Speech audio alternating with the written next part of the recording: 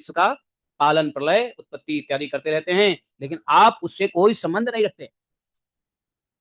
देखो, यहाँ पे एक शिक्षा मिलती है, हम भी भगवान के अंश हैं। क्या है भाई? हम भी तो भगवान के अंश हैं।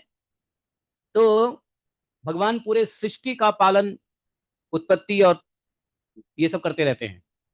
तो एक छोटा अंश भी तो अपने गृह का पालन करता है, गृह की उत्पत्ति करता है कि नहीं? और तो ये भगवान के भगवतीय गुण है कि आप जो कुछ करो, उस करने में आपको कोई संबंध नहीं रखना है। आप घर बनाओ, लेकिन घर से कोई संबंध नहीं। आप परिवार को पालन करो, लेकिन परिवार में आसक्ति नहीं। ये भगवतीय गुण है, क्योंकि भगवान स्वयं इस संसार का पालन करके भी इस संसार में नहीं फंसते हैं, निर्विकार रहते हैं। उसी प्रकार से भगवान के अंश मनुष्य को भी निर्विकार ही रहना चाहिए।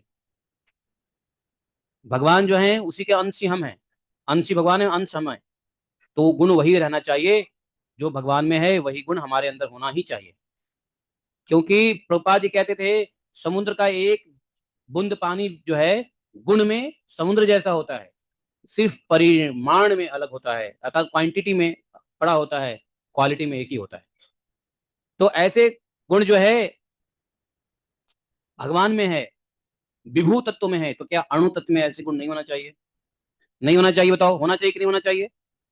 है? नहीं होना चाहिए? हाँ या ना? होना चाहिए। तो इस बात को ध्यान रखना पड़ेगा। तो भगवान तो स्वाभाविक ढंग से निर्विकार रहते हैं, लेकिन हम स्वीकार रहते हैं इस संसार की माया में, प्रकृति में फंस करके। हमको योग से निर्विकार होना है, भगवान सहज निर्विकार रहते हैं। भगवान सहज निर्विकार रहते हैं और हम योग से निर्विकार होंगे, साधना से निर्विकार होंगे। निर्विकार, इस संसार से निर्विकार होने के लिए ही योग है, साधना है, भक्ति है। भगवान में तदाकार होगे तो संसार से निर्विकार होगे। क्या भक्त भगवान में तदाकार होगा तो संसार से निर्विकार होता है। हाँ, ऐसे भगवान को मैं नमस्कार करता हूँ। ब्रह्मा जी ने कहा, मैं आपको नमस्कार करता हूँ। देखा, शिव जी ने कहा, रुद्र जी ने कहा, क्या कहा?